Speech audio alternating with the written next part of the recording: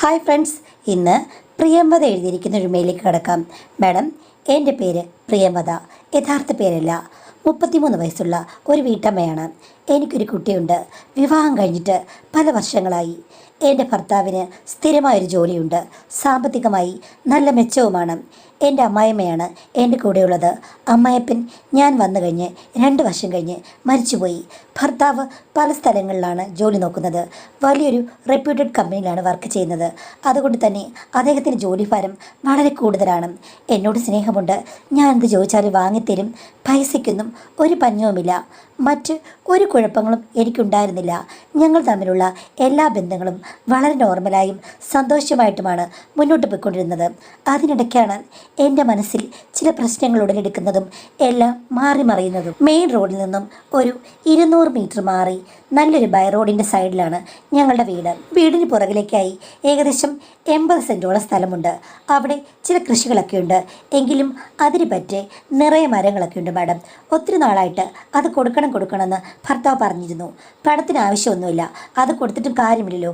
എങ്കിലും ഈ അടുത്ത കാലത്ത് അമ്മായിമ്മ എന്നോട് പറഞ്ഞു, മോളേടി മൊത്തം ഇങ്ങനെ മരങ്ങൾ വളർന്നു നിന്ന് ഇരുട്ടുകാവ് പോലെ തോന്നുകയാണ്, അതുകൊണ്ട് നമുക്കിത് കൊടുക്കാവുന്ന. അങ്ങനെ അടുത്ത വീട്ടിലൊരു ചേച്ചിയോട് ചോദിച്ചപ്പോൾ അവർ മരം വെട്ടുകാരുടെ നമ്പർ തന്നു മാഡം. അങ്ങനെ അയാൾ വന്നു. ഒരു മുതലാളി, മരമൊക്കെ ഹോൾസെയിലായിട്ട് എടുക്കുന്ന ആളാണ്. അങ്ങനെ പറഞ്ഞു, ഇതെല്ലാം കൂടി എടുത്തോളാന്ന് പറഞ്ഞ് മൊത്തം ഒരു വില പറഞ്ഞു. നല്ലൊരിതൊക്കെ ഉണ്ടായിരുന്നു. അത്രയൊന്നും ഞങ്ങൾ പ്രതീക്ഷിച്ചില്ല. കിട്ടിയത് സന്തോഷമായി മാഡം.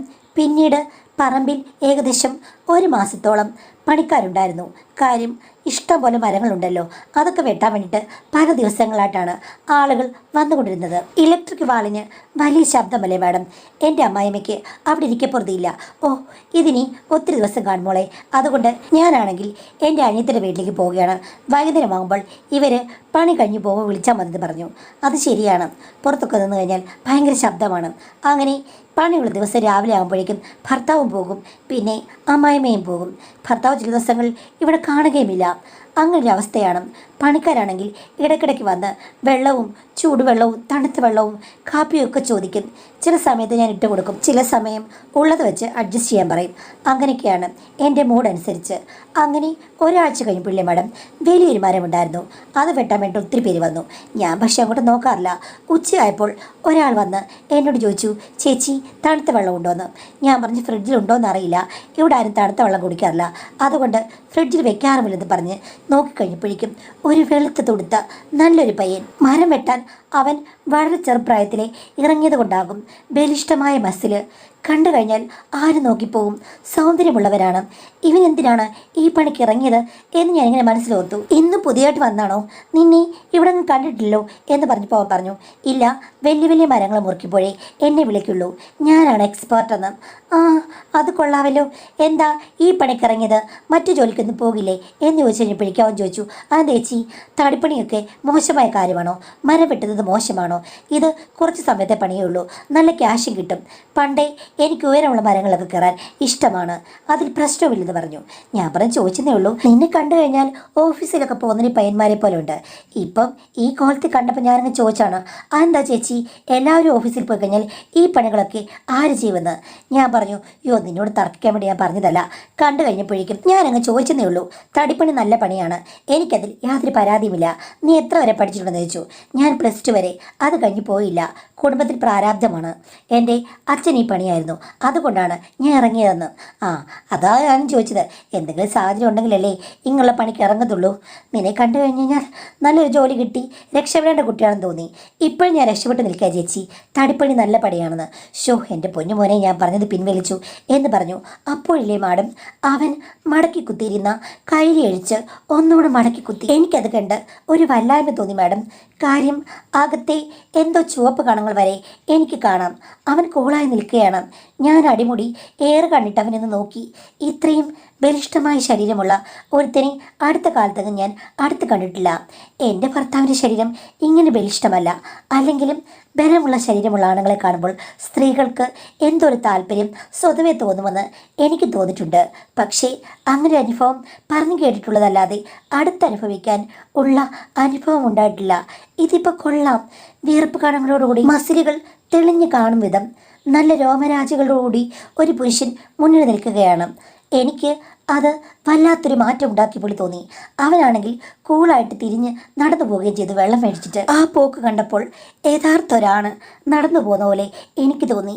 ഞാൻ ഓർത്തു, എന്തിനാണ് ഞാനിങ്ങനെയുള്ള കാര്യങ്ങൾ ആലോചിക്കുന്നത്? അവൻ ഒരു കൊച്ചു പയ്യനാണ്, അതുമാത്രമല്ല ഒരു പണിക്കാരനാണ്. അവനെപ്പറ്റി ഞാനിങ്ങനെ മനസ്സിൽ ചിന്തിക്കാൻ പാടില്ല എന്നോർത്തു. ഉച്ച കഴിഞ്ഞപ്പോഴും അവൻ ഇതുപോലെ വന്ന് തണുത്ത വെള്ളം ഉണ്ടെന്ന് ചോദിച്ചു. ഞാൻ പറഞ്ഞു, ഇനി തണുത്ത വെള്ളമില്ല, തണുത്ത വെള്ളം വെക്കുന്ന ശീലം ഇവിടെ ഇല്ല എന്ന് പറഞ്ഞു. അപ്പോൾ അവൻ പറഞ്ഞു, ചേച്ചി ഇത്രയും വെയിലത്തൊക്കെ നിൽക്കുമ്പോൾ ഇത്തിരി തണുപ്പൊരാശ്വാസമാണ്. ചേച്ചി നാളെ മുതൽ എനിക്ക് വേണ്ടി ഒരു 2 ലിറ്റർ വെള്ളമെങ്കിലും എടുത്ത് ഫ്രിഡ്ജ് വെച്ചേക്കണമെന്ന് പറഞ്ഞു. ഞാൻ പറഞ്ഞു, ആ നോക്കട്ടെ എന്ന്. അപ്പോൾ അവനോട് ചോദിച്ചു, ചേച്ചിക്ക് എന്താ എന്നെ കണ്ടപ്പോൾ മുതൽ ഒരു പുച്ഛവും വെറുപ്പുമൊക്കെ? ഞാൻ എന്താ ഓഫീസ് ജോലിക്ക് പോകാത്തതുകൊണ്ടാണോ എന്ന് ചോദിച്ചു. ഞാൻ പറഞ്ഞു, അങ്ങനൊന്നുമില്ല, കണ്ടപ്പോൾ അങ്ങ് പറഞ്ഞു എന്ന് വെച്ചിട്ട് നീ ആ വാക്കിൻ്റെ മുകളിൽ കയറി പിടിക്കേണ്ട കാര്യമൊന്നുമില്ല. എന്താ പേര് എന്ന് ചോദിച്ചപ്പോൾ അവൻ എന്നോട് പറഞ്ഞു, സുനോജ്. ഞാൻ പറഞ്ഞു, നല്ല പേരാണ്, പക്ഷേ നിന്റെ ഒരു ശീലം മാത്രം നീ നിർത്തണം. എന്താ ചേച്ചി? ഞാൻ കുടിക്കുകയും വലിക്കൊന്നുമില്ല. അതൊന്നുമല്ല ഞാൻ പറയാൻ വന്നത്. നീ ഇങ്ങനെ കൈലിയെടുത്ത് മുറുക്കി കുത്തുന്നത് ഒന്ന് മാറ്റണം. അയ്യോ, കയ്യിൽ എങ്ങനെ മുറുക്കി കുത്താതെ എങ്ങനെയാ മരം വെട്ടുന്നത്? എടാ അതല്ല ഞാൻ പറഞ്ഞത്. നീ ഇങ്ങനെ അവിടെ ഇവിടെ കാണിക്കുന്ന രീതിയിൽ ഞാൻ ഒരു പെണ്ണല്ലേ, എൻ്റെ മുന്നിൽ വരുമ്പോൾ നീ ഡ്രസ്സിങ്ങിൽ ഇത്തിരി ശ്രദ്ധിക്കണ്ടേ? ഇന്നലെ എന്തുവായിരുന്നു? ഇതിലും ഭേദം കയ്യിൽ ഉടുക്കാതെ വരുന്നതാണല്ലോ, അകത്തിട്ടിരിക്കുന്ന ചോപ്പെല്ലാം പുറത്ത് കാണാമല്ലോ എന്ന് ഞാൻ പറഞ്ഞു. അപ്പോഴേക്കും അവൻ ചമ്മി കാര്യം അങ്ങ് താത്തി. ഷോ ചേച്ചി, ഞാൻ ആലോചിച്ചില്ല കേട്ടോ, ഞങ്ങൾ ഇവിടെ പോയാലും എങ്ങനെയാണ് കയ്യിൽ എടുക്കുന്നതെന്ന്. ഞാൻ പറഞ്ഞു, നിനക്ക് നല്ല നിക്കർ പോലുള്ള സാധനങ്ങളൊക്കെ കിട്ടില്ലേ, അതങ്ങ് ഇട്ടാൽ പോരെ, അല്ലെങ്കിൽ ഒരു ബർമുടയോ മറ്റോ ഇട്ടുകൊണ്ട് നിനക്ക് ജോലിക്ക് ഇറങ്ങിയാൽ പോരെ, അതല്ലേ നല്ലതെന്ന്. അപ്പോൾ അവൻ പറഞ്ഞു, ശരി ചേച്ചി പറഞ്ഞതല്ലേ, നാളെ തൊട്ട് ഞാൻ സ്റ്റൈൽ മൊത്തം മാറ്റിയേക്കാം, പുറത്തും അകത്തും എല്ലാം ബർമുട ഇടാം. ചേച്ചിക്കിനി എന്തെങ്കിലും കണ്ട് പ്രശ്നമുണ്ടായില്ലെന്ന്. ഞാൻ പറഞ്ഞു, തോന്നിയ ദിവസം പറയരുത്. ഞാൻ നല്ലൊരു കാര്യം പറഞ്ഞു കഴിഞ്ഞപ്പോഴേക്കും നീ എന്നെ കുറ്റപ്പെടുത്തുന്ന രീതിയിൽ ഞാൻ ഒരു ചീത്ത സ്ത്രീയാണെന്നുള്ള മട്ടിൽ നീ സംസാരിക്കുകയല്ലേ. നീ നാട്ടുകാരുടെ മുന്നിൽ നാണം കടരുത്. എന്നെപ്പോലെ വേറെ പെണ്ണുങ്ങളുള്ള സ്ഥലത്ത് നീ മരം വെട്ടാൻ പോകുന്നതല്ലേ, അവരെന്ത് വിചാരിക്കും? അതോർത്ത് ഞാൻ പറഞ്ഞതാണെന്ന്. അപ്പോൾ അവൻ പറഞ്ഞു, ചേച്ചി കൂളാക്, ചേച്ചിയെക്കുറിച്ച് ഞാൻ തെറ്റൊന്നുമല്ല പറഞ്ഞത്, ചേച്ചി പറഞ്ഞതുകൊണ്ട് ഞാൻ നാളെ മാറ്റിയിടാമെന്ന് പറഞ്ഞില്ലേ എന്ന് ചോദിച്ചു. അപ്പോഴേക്കും ഞാൻ വെട്ടിത്തിരിഞ്ഞ് അകത്തേക്ക് പോയി. അപ്പോൾ അവനോട് ചോദിക്കണം, ചേച്ചിക്ക് എന്നോട് പിണക്കമാണോ? നാളെ ചേച്ചി വെള്ളം വെക്കുമോ ചേച്ചി എന്ന് ചോദിച്ചു. ഞാൻ പറഞ്ഞു, വെള്ളം വെക്കില്ല, തണ്ണിയും വെക്കില്ല, നിനക്ക് നാളെ ഞാൻ ഒന്നും തരില്ലെന്ന് പറഞ്ഞു. അങ്ങനെ പറയില്ലേ ചേച്ചിന്ന് അവൻ പറഞ്ഞെങ്കിലും ഞാൻ വീട്ടിനകത്തേക്ക് കയറിപ്പോയി. എനിക്കെന്തോ മനസ്സിലൊരു സന്തോഷം. അവനോട് ഉടക്കിക്കഴിഞ്ഞപ്പോൾ ഞാൻ എൻ്റെ കോളേജ് കാലഘട്ടത്തിലേക്ക് തിരിച്ചു പോയ പോലെ എനിക്ക് തോന്നി. എൻ്റെ ഭർത്താവ് വളരെ ഫോർമലായി പെരുമാറുന്ന ഒരാളാണ്. പുള്ളിക്ക് വഴക്കുണ്ടാക്കുന്നതോ അല്ലെങ്കിൽ പരാതി കേൾക്കുന്നതോ ഒന്നും ഇഷ്ടമല്ല. എന്താണെന്ന് വെച്ചാൽ നീ ചെയ്തോളൂ എന്ന് പറഞ്ഞ് ഒഴിഞ്ഞു മാറും, അത്രയേ ഉള്ളൂ. മനുഷ്യരായി കഴിഞ്ഞാൽ കുറച്ച് കുശുമ്പും കുന്നായ്മകളും വഴക്കും അസൂയയും അടിപിടിയൊക്കെ വേണ്ടേ? എങ്കിൽ മാത്രമേ ജീവിതത്തിനൊരു ഇമ്പമുള്ളൂ. ആ ഇമ്പരസം എനിക്ക് ഭർത്താവിൽ നിന്ന് കിട്ടുന്നില്ല. അദ്ദേഹം ശരിക്കും ഓഫീസിൽ വർക്ക് ചെയ്യുന്ന ഒരാളാണ്. കസ്റ്റമർ കെയർ പോലെയാണ് ഭാര്യയും കാണുന്നതെന്ന് എനിക്ക് തോന്നി. പിറ്റേ ദിവസം അവൻ രാവിലെ വന്നു കേട്ടോ. ഒരു 9 മണിയായപ്പോഴേക്കും, ചേച്ചി വെള്ളം എടുത്ത് വെച്ചിട്ടുണ്ടോയെന്ന്. അപ്പം ഞാൻ പറഞ്ഞു, നിനക്ക് വേണ്ടി ഞാൻ വെള്ളം വെച്ചിട്ടില്ല, മറ്റുള്ളവരാരെങ്കിലും വന്ന് ചോദിക്കുകയാണെങ്കിൽ വെള്ളം തരാമെന്ന്. അതെന്താ ചേച്ചി എനിക്ക് വെള്ളം തരാത്തേ? ചേച്ചി പറഞ്ഞതുപോലെ കോസ്റ്റ്യൂം ചേഞ്ച് ചെയ്താണ് ഞാനിന്ന് വന്നിരിക്കുന്നത്, എന്നെ കണ്ടില്ലെന്ന് ചോദിച്ചു. ഞാനെപ്പോഴും അടിപൊളി നോക്കിയിട്ട് പറഞ്ഞു, ആ ഇത് കൊള്ളാം, പക്ഷേ ഇതും ഇത്തിരി കുഴപ്പമാണ്. ഒരു കുട്ടി നിക്കർ വിട്ടുകൊണ്ട് അവൻ മരം വെട്ടാൻ ഇറങ്ങിയിരിക്കുന്നു. ചേച്ചിക്ക് യഥാർത്ഥത്തിൽ എന്ത് പ്രശ്നമാണ്? ഞാനിപ്പോൾ എന്താ ചെയ്യേണ്ടത്? ജീൻസും പാൻറ്റും ടൈയും ഒക്കെ കെട്ടി മരം വെട്ടാൻ വരണോ എന്ന് ചോദിച്ചു. ഞാൻ പറഞ്ഞു, നീ എന്തെങ്കിലും കാണിച്ചു? എനിക്കൊന്നുമില്ല. ഇന്നാ നിൻ്റെ കുപ്പിവെള്ളം നല്ല തണുത്താണ്, ഇന്നലെ രാത്രി ഞാൻ എടുത്ത് വെച്ചതാണ് കേട്ടോ, നല്ല തണുപ്പാണെന്ന് പറഞ്ഞ് കൊടുത്തു. അപ്പോൾ എന്നോട് പറഞ്ഞു, ചേച്ചിക്കല്ലെങ്കിലും എന്നോട് ഇത്തിരി സ്നേഹമുണ്ടെന്ന് എനിക്ക് തോന്നിയിട്ടുണ്ട്. ചേച്ചി എൻ്റെ നല്ലതിന് വേണ്ടിയിട്ടാണ് എല്ലാം പറയുന്നതെന്ന് എനിക്കറിയാം, പക്ഷേ ഇങ്ങനെ പിണങ്ങി പറയുന്നതാണ് എനിക്കൊരു വിഷമമെന്ന് പറഞ്ഞു. ഞാൻ പറഞ്ഞു, പോയി വെറുതെ എന്നോട് പഞ്ചാര അടിക്കാതെ. ചേച്ചി എന്നേക്കാൾ ഒത്തിരി മൂത്തല്ലേ, അപ്പോൾ എങ്ങനെയാ ഞാൻ ചേച്ചിയോട് പഞ്ചാര അടിക്കുന്നത്? ഒത്തിരി മൂത്തെന്ന് പറഞ്ഞാൽ എന്താടാ, എനിക്ക് 50 വയസ്സുണ്ടോ? എനിക്ക് 33 വയസ്സേ ഉള്ളൂ. ആഹാ, അത്രയും വയസ്സുണ്ടായിരുന്നോ? ചേച്ചി കണ്ടു കഴിഞ്ഞാൽ ഒരു 27, 28. പോടാ, വെറുതെ എന്നെ പൊക്കി മേലോട്ട് വിടാതെ. ഓ എൻ്റെ പൊന്നെ ചേച്ചി, ഞാൻ ഉള്ളതാ പറഞ്ഞത്. ചേച്ചി ഇപ്പോൾ പൊക്കി പറഞ്ഞിട്ട് എനിക്ക് എന്ത് ഗുണവാ? ഇതിന് തണുത്ത വെള്ളം കിട്ടും, അത്രയല്ലേ ഉള്ളൂ. ഒരു തണുത്ത വെള്ളത്തിന് വേണ്ടി ഞാൻ പൊക്കി പറയേണ്ട കാര്യമുണ്ടോ? അടുത്ത കടന്നങ്ങനെ വാങ്ങിച്ച് കുടിച്ചാൽ പോരെ. ഒന്ന് പോടച്ചേക്ക എന്ന് പറഞ്ഞിട്ട്, പിന്നെ നിനക്ക് വേണ്ടി ഞാൻ വേറെയും കുപ്പിയിൽ വെള്ളം വെച്ചിട്ടുണ്ട് കേട്ടോ, നിനക്ക് ദാഹം തോന്നുമ്പോൾ ഇനി വന്നോളൂ. ഇനിയിപ്പോൾ ഇവിടെ ഇങ്ങനെ ഓരോന്ന് പറഞ്ഞ് നിൽക്കാതെ പോയി പണി ചെയ്യുമെന്ന് പറഞ്ഞു. ശരി, ഉത്തരവ് മഹാറാണി. ഞാൻ പോയി പണി ചെയ്യട്ടെ. അടിയൻ ഇത്തിരി കഴിഞ്ഞ് വെള്ളത്തിന് വരാം, ദാഹിക്കുമ്പോൾ എന്ന് പറഞ്ഞു. ഷൂ, ഇത്രയും വെള്ളം നീ പെട്ടെന്ന് കുടിച്ചു തീർക്കുമോ? ചേച്ചി, ദാഹം വന്നു കഴിഞ്ഞാൽ വെള്ളം നന്നായിട്ട് കുടിക്കും. തടിപ്പണി നല്ല പ്രയാസമാണെന്ന് ചേച്ചിക്ക് അറിയില്ലേ? ആ, അതെനിക്ക് മനസ്സിലായടാ. നിന്റെ ദേഹത്തൊക്കെ എന്ത് മസിലാ? ജിമ്മിലൊന്നും പോകാതെ തടിപ്പണിക്ക് പോയിട്ടല്ലേടാ നിനക്ക് ചെറുപ്പത്തിലെ ഇത്രയും മസിൽ വന്നത്? അത് പിന്നെ പറയാനുണ്ടോ ചേച്ചി? നല്ല കട്ടിപ്പണിയല്ലേ, മസിൽ താനെ വരും. അതുമാത്രമല്ല, ഞാൻ ജിമ്മിലൊന്നും പോകാറില്ല. പോകേണ്ട ആവശ്യമില്ല. പോയി കഴിഞ്ഞാൽ ചില പ്രശ്നമുണ്ട് ചേച്ചി. എന്ത് പ്രശ്നം? ഓ, അത് ചേച്ചിയോട് പറയാൻ പറ്റില്ല. അങ്ങനെയൊക്കെ പറഞ്ഞു കഴിഞ്ഞാൽ ചേച്ചി പറയും ഞാൻ വൃത്തികേട് പറയാണെന്നും. അല്ലടാ, നീ പറ, ജിമ്മിൽ പോകുന്നവർക്ക് എന്താ പ്രശ്നം? അപ്പോൾ അവൻ പറഞ്ഞു, ജിമ്മിൽ പോകുന്നവർക്ക് ആണത്തം കുറഞ്ഞു പോകും ചേച്ചി എന്ന് പറഞ്ഞ് അവൻ അണിവിരൽ കൊണ്ടൊരു ആംഗ്യം കാണിച്ചു. ഷൂ, അങ്ങനെയുണ്ടോടാ? ഞാൻ എൻ്റെ ഭർത്താവിനോട് പറയുകയായിരുന്നു ജിമ്മിലൊക്കെ പോകണമെന്ന്. ചുമ്മാ അങ്ങ് യാത്രകളൊക്കെ അല്ലേ, പിന്നെ നല്ല ഭക്ഷണവും വയറൊക്കെ ഇടയ്ക്ക് നന്നായിട്ട് ചാടുന്നുണ്ട്. അപ്പോൾ അതിന് പോകണ്ടെന്നാണോ നീ പറഞ്ഞത്? അപ്പോൾ അവൻ പറഞ്ഞു, വേണ്ട ചേച്ചി, അതിനൊന്നും വിടണ്ട, ഉള്ളതോടെ പോകുമേ. അതുകൊണ്ട് ചേച്ചി പറ, വീട്ടിലെന്തെങ്കിലും എക്സസൈസ് ചെയ്യാനും എന്തെങ്കിലും ഒരു മെഷീൻ മേടിച്ചു കൊടുക്കുക. അല്ലേടാ? ഇനി വരുമ്പം ഞാൻ പറയാം. ഏതായാലും നീ പറഞ്ഞത് നന്നായി, അല്ലെങ്കിൽ ഞാൻ നിർബന്ധിച്ച് ജിമ്മിൽ വിട്ടേനെന്ന് പറഞ്ഞു. ഓക്കെ ചേച്ചി, ചേച്ചിയോട് സംസാരിച്ചെന്ന് സമയം പോയത് അറിഞ്ഞില്ല. എന്തെങ്കിലും ആവശ്യമുണ്ടെങ്കിൽ ചേച്ചി എന്നെ വിളിച്ചാൽ മതിയെന്ന് എന്ന് പറഞ്ഞ് അവൻ തിരിഞ്ഞു നടന്നപ്പോൾ ഞാൻ ചോദിച്ചു, എടാ അവിടെ നിന്നേ, നീ എന്ത് ഉദ്ദേശിച്ചാണ് പറഞ്ഞത്? എന്തെങ്കിലും ആവശ്യമുണ്ടെങ്കിൽ നിന്നെ വിളിച്ചാൽ മതിയെന്ന് എന്ത് കാര്യം നീ ഉദ്ദേശിച്ചത് എന്ന് പറഞ്ഞപ്പോൾ അവൻ ചോദിച്ചു, ചേച്ചിക്ക് യഥാർത്ഥത്തിൽ എന്താ പ്രശ്നം?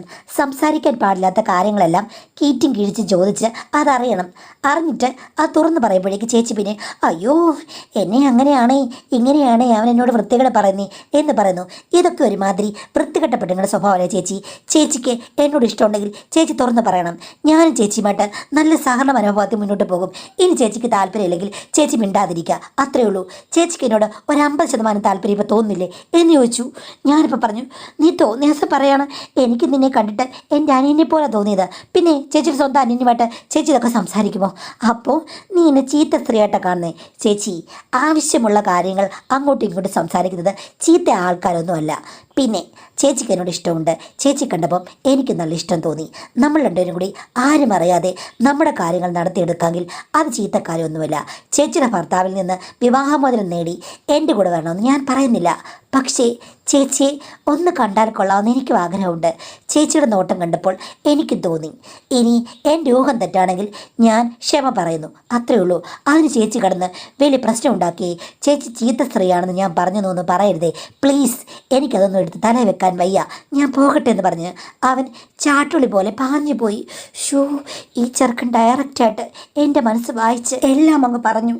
അവനെ കണ്ടപ്പോൾ എനിക്ക് ഇരിക്കപ്പുറത്തില്ലായ്മ തുടങ്ങി. അതിപ്പോൾ അതിൻ്റെ ഉച്ചഘട്ടത്തിലായിരിക്കുന്നു. ഇനിയിപ്പം ചെക്കൻ പറഞ്ഞതുപോലെ ഞാൻ ഇതിലേക്ക് വീണു പോകുമോ? അവനെ അറിയാതെ ഞാൻ വീട്ടിലേക്ക് ക്ഷണിക്കുമോ? ഇങ്ങനെയൊക്കെ എനിക്ക് തോന്നി. വേണ്ട വേണ്ട, റിസ്ക്കാണ്. അവനൊരു മരം വെട്ടുകാരനാണ്. അവനുമായിട്ട് യാതൊരു വിധത്തിലും ഒന്നും പാടില്ല. അതുകൊണ്ട് ഞാൻ പിന്നീട് അവൻ വിളിച്ചപ്പോൾ കനത്ത മുഖമായിട്ട് വെള്ളം കൊടുത്തിട്ട് ഞാനും കയറിപ്പോയി. അവനും എൻ്റെ മുഖത്ത് നോക്കിയില്ല, ഞാൻ അവനെ നോക്കുകയും ചെയ്തു. ഞാൻ പറഞ്ഞതിൽ പിന്നെ അവൻ മിക്ക ദിവസങ്ങളിലും ചേച്ചി വെള്ളമെന്ന് പറയും, ഞാൻ കൊണ്ടു കൊടുക്കും. എൻ്റെ മുഖത്ത് അങ്ങനെ നോക്കാറില്ല. ഒരു 3-4 ദിവസം കഴിഞ്ഞപ്പോൾ ഞാൻ ചോദിച്ചു, മരമെല്ലാം വെട്ടി തീരാറായോ? ചേച്ചി കണ്ടുകൂടെ? ഇനിയുണ്ട് ഒരു 2 ആഴ്ചത്തെ പണി എന്ന് പറഞ്ഞു. ആഹാ, അപ്പോൾ മരത്തിൽ കയറി നീ ഒരു കോലമാകുമല്ലോടാ. മരത്തിലിങ്ങനെ വരഞ്ഞു കയറുമ്പോൾ എന്തെങ്കിലും പ്രശ്നങ്ങൾ ഉണ്ടാകുമോടാ എന്ന് ചോദിച്ചു. എന്ത് പ്രശ്നം? നിത്യത്തൊഴിൽ അഭ്യാസം എന്ന് പറഞ്ഞപ്പോൾ ഞാൻ പറഞ്ഞു, അല്ല, നീ ജിമ്മിൻ്റെ കാര്യം പറഞ്ഞല്ലോ, ജിമ്മിൽ പോയി കഴിഞ്ഞാൽ പ്രശ്നങ്ങളുണ്ടാകും. ഇപ്പം മരത്തിലിങ്ങനെ ഉരസി വരഞ്ഞു കയറുമ്പോൾ എന്തെങ്കിലും പ്രശ്നമുണ്ടാകുമോ എന്ന് ചോദിച്ചു. മരത്തിൽ കയറിയത് കൊണ്ട് ഇന്ന് വരെ എനിക്കൊരു കുഴപ്പമുണ്ടായിട്ടില്ല, എല്ലാം ഓക്കെയാണ്. ചേച്ചിയെ ബോധ്യപ്പെടുത്തണമെന്ന് ചോദിച്ചു. അപ്പോൾ ഞാൻ പറഞ്ഞു, ഓ വേണ്ടായി, എന്നെ ബോധ്യപ്പെടുത്താൻ ഞാൻ ആരാ എന്ന് ചോദിച്ചു. അപ്പോൾ അവനോട് പറഞ്ഞു, ചേച്ചി, നമ്മൾ തമ്മിലുള്ള ഈ കണ്ണാമ്പൊത്തിക്കളി നമുക്കങ്ങ് നിർത്താം. ചേച്ചി എനിക്കിഷ്ടമാണ്. ചേച്ചി എനിക്കായി കുറച്ച് നേരം മാറ്റി വയ്ക്കുമോ എന്ന് ചോദിച്ചു. ഞാൻ പറഞ്ഞു, ഒന്ന് ആലോചിക്കട്ടെ ചേച്ചി. ഒത്തിരി നാൾ ആലോചിച്ചിരുന്നു കഴിഞ്ഞാൽ ഒന്നും നടക്കില്ല. ശുഭകാര്യങ്ങൾ ഏറ്റവും പെട്ടെന്ന് വേണമെന്നാ. നോക്കട്ടെ, ശുഭമാണോ അശുഭമാണോ എന്ന് ആകെ നിന്നെ ഞാൻ ശ്രദ്ധിക്കട്ടെ എന്ന് പറഞ്ഞു.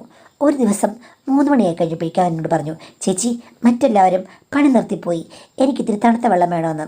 അപ്പോൾ ഇനി അവർ ഇപ്പോഴെങ്ങും വരില്ലേ? ഇല്ല ചേച്ചി, ഇനി നാളെ രാവിലെ ഉള്ളൂ. പിന്നെ നീ എന്താ നിന്നേന്ന് ചോദിച്ചപ്പോൾ അവൻ പറഞ്ഞു, എനിക്ക് ചില പ്രതീക്ഷകളുണ്ടായിരുന്നു ചേച്ചി, എനിക്ക് വേണ്ടി ഒരു സമയം ഇന്ന് അനുവദിച്ചു തരുമെന്ന്.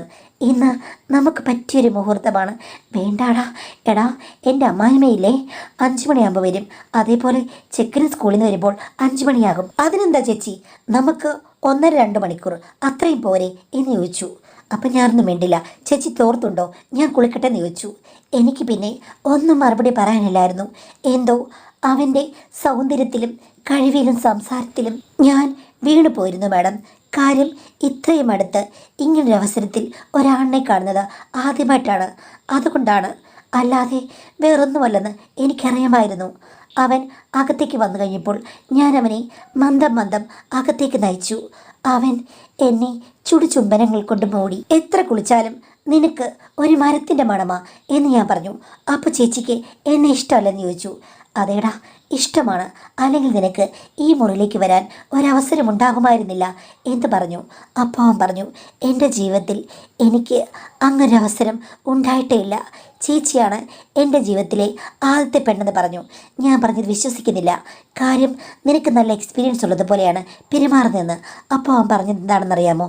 ആണ് എപ്പോഴും എക്സ്പീരിയൻസ്ഡ് ആയിരിക്കണമെന്ന് ഒരു നിർബന്ധവുമില്ല. അവൻ്റെ കടമയാണ് എല്ലാം തുടങ്ങി വെക്കുക എന്നുള്ളത്. ചേച്ചി വെറുതെ മടുപ്പിക്കുന്ന വർത്തമാനം പറയരുതേ എന്ന് പറഞ്ഞപ്പോൾ എൻ്റെ മനസ്സിൽ നിന്ന് ആശങ്കകളുടെ കാർമേഘം നീങ്ങിപ്പോയി.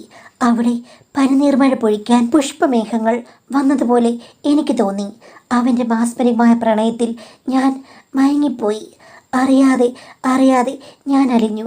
അവൻ എന്നോട് പറഞ്ഞു, ചേച്ചി ഇഷ്ടപ്പെട്ടെങ്കിൽ ചേച്ചി കൂടുതൽ ആക്റ്റീവ് ആകണമെന്ന്. അവൻ്റെ മന്ത്രണം കേട്ട് കഴിഞ്ഞപ്പോഴേക്കും ഞാനൊരു തുള്ളൽപ്പനി ബാധിച്ചവളെ പോലായി. ഞാൻ തുള്ളുന്നതിന് അവൻ്റെ സപ്പോർട്ട് എപ്പോഴും ഉണ്ടായിരുന്നു. ഞാനൊരു കാര്യം തിരിച്ചറിഞ്ഞത് അപ്പോഴാണ്. കാര്യം ഇപ്പോൾ അവനാണ് എനിക്ക് കൃത്യം പാകമായവൻ. എൻ്റെ ഭർത്താവ് ഇപ്പോൾ നടത്തിക്കൊണ്ടിരിക്കുന്നത് ഒരു പാഴയജ്ഞമാണെന്ന് എനിക്ക് തോന്നി.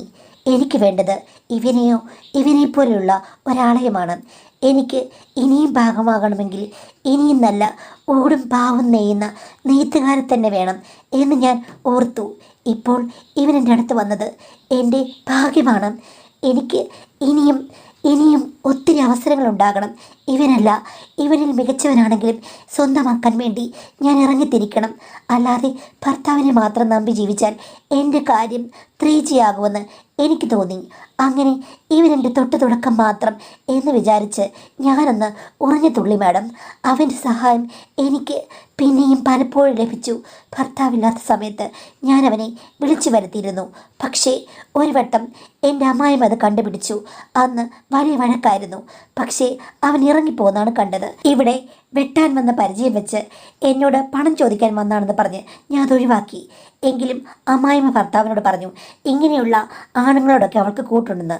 ഭർത്താവിനത് കേട്ട് കഴിഞ്ഞപ്പോഴേക്കും വലിയ പ്രശ്നമായി. ഞാൻ പറഞ്ഞു, പാവമാണ്, അവൻ്റെ വീട്ടിലൊന്നുമില്ല, അതുകൊണ്ടാണെന്നൊക്കെ പറഞ്ഞ് സമാധാനിപ്പിച്ചു. പക്ഷേ ഇതിനിടയ്ക്ക് ഭർത്താവുമായിട്ടുള്ള എൻ്റെ ഒരു സവിശേഷമായ ബന്ധമെല്ലാം കുളമായ പോലെ തോന്നി. എല്ലാം നേർച്ച കാഴ്ച പോലായി. അങ്ങേർക്കത് ഒട്ടും മനസ്സിലായില്ലെങ്കിലും എനിക്കപ്പുറത്തെ ഉണ്ടായിരുന്നില്ല.